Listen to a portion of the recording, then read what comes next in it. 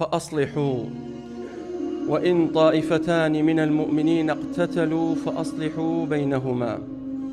أجر دو كوملكس دو قوم دو عشيرت ياخد دو كس جنوبياويك چونە یەکایە ناکۆشی کەوتە نێوانیان، ئێوەی مسلمان ئاوا تەماشای مەکەن، تەڕەفی سێمە بێتە داخڵکات بۆ ئەوەی ئیسلاحکا لە بینیانە.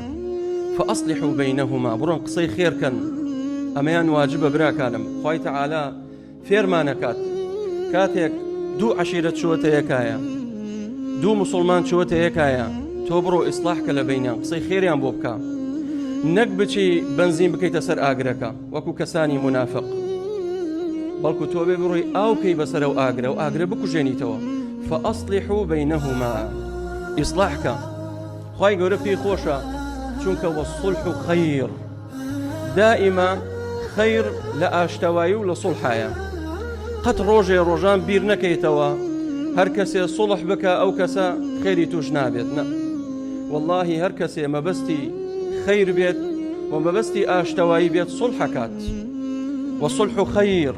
کاتێ باسی ژنوپیاوەکە، خوای پەروەردگارە فەرمێ بڕۆن فبعثوا حكما من أهله وحكما من أهلها إن يريد إصلاحا يوفق الله بينهما. خوای گەورە موفقیانەکە کاتێک نیەتیان صافێ بۆ خوای گەورەیان بێت، هەردوو طرف کە نیەتیان باش بێ خوای گەورە تەوفیقیانەکات، موفقیانەکە بۆ ئەوەی سڵح و ئاشتەوایەکە ڕوو بدات.